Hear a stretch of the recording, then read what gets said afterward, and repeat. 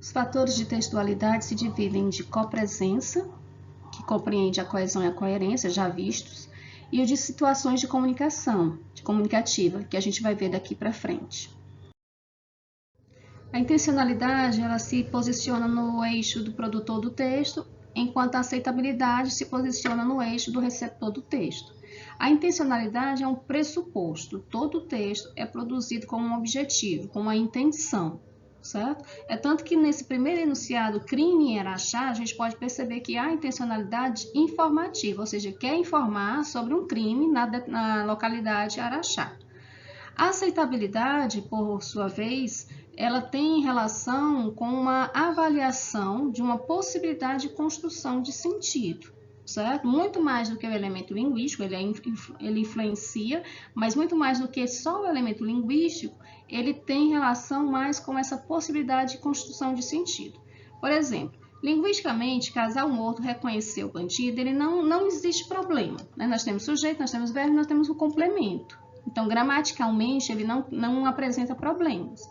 Mas quando a gente considera o plano semântico, nós percebemos que casal morto ele é constituído pelo um sema menos animado. Enquanto o verbo reconheceu, ele exige um sujeito com um sema mais animado. Ou seja, a combinação desses dois elementos, ele causa uma incoerência no texto, certo? E essa incoerência, ela dificulta a construção de sentido, porque a gente sabe que casal morto não pode reconhecer, certo? E a afirmativa, nesse caso, ela é difícil de ser aceita como coerente e como um sentido pleno. O único sentido, ou construção de sentido que a gente consegue estabelecer aqui é um de erro, do engano.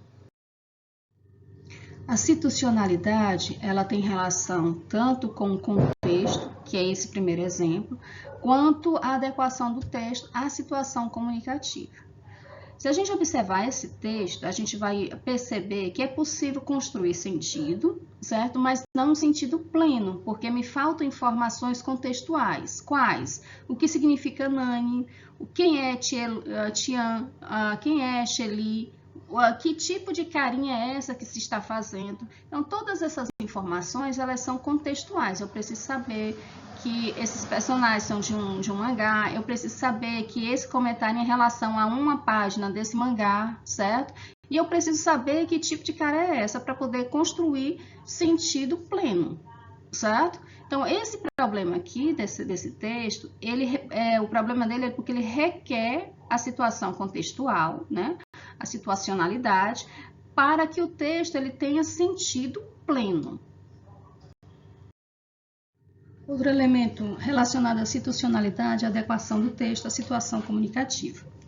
Nesse recorte de jornal, nós temos a fala do presidente que, no seu discurso, ele abre para a possibilidade da exploração da mulher, né, uma exploração sexual da mulher brasileira.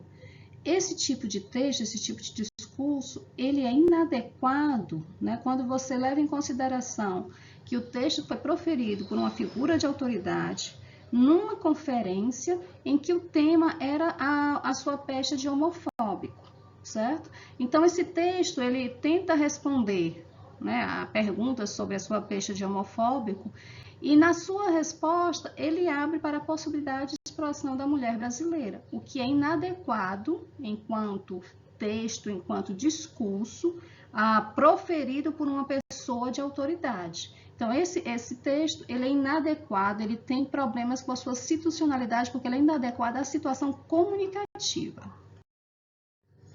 A informatividade, ela diz respeito, principalmente, a um equilíbrio entre informação já conhecida e informação nova, ou seja, ela tem relação com o nosso grau de expectativa.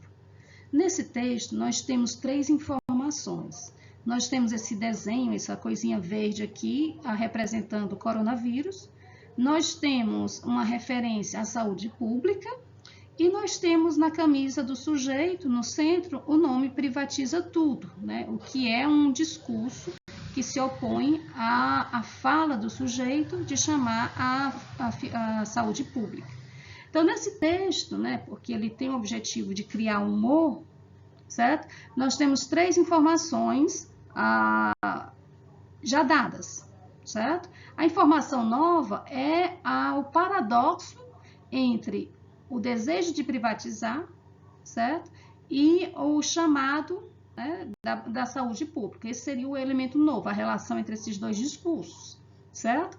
Mas o coronavírus é uma informação dada, saúde pública é uma informação dada e privatiza tudo é informação dada, porque desde 2016 que a gente ouve esse discurso, certo?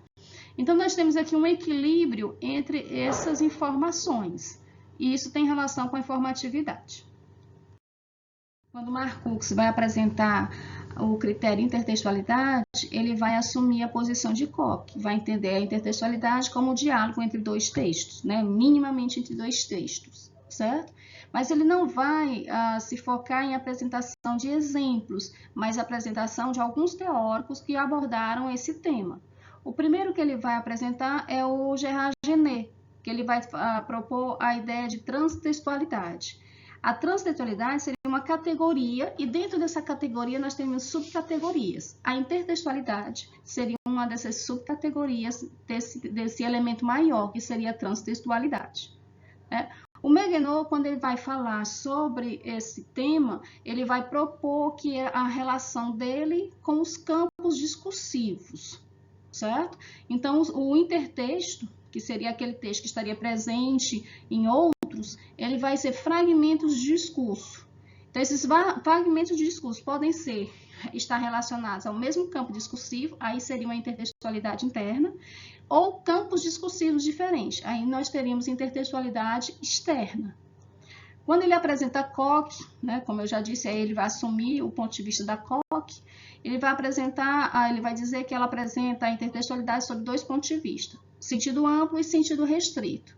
O sentido amplo, ele não é estudado como categoria, mas é um pressuposto, porque é uma condição de existência, certo? Todos os textos dialogam com outros textos. Quando vai falar do sentido restrito, aí sim nós temos uma coisa mais concreta, que é a relação de diálogo entre os textos. Nesse caso, existe uma subcategorização, que é a intertextualidade explícita e implícita. Ele não chega a dar exemplos. O último autor que ele vai apresentar, né, nessa aproximação de temas é a Authier-Revaux, que ela vai trabalhar com a heterogeneidade do discurso. Então, ela vai propor que existem dois tipos de heterogeneidade: a mostrada, certo? É aquela que você vê no texto, e ela pode se apresentar de forma marcada ou de forma não marcada. É algo que se aproxima da intertextualidade explícita e implícita que a Koch vai propor. E Authier-Revaux vai falar de uma heterogeneidade constitutiva, ou seja, essa heterogeneidade são todos os textos, eles são heterogêneos, eles são construídos a partir de outros textos. Então, tem uma relação também com a ideia de dialogismo do Bakhtin, tem uma ideia do interdiscurso do Meguenot.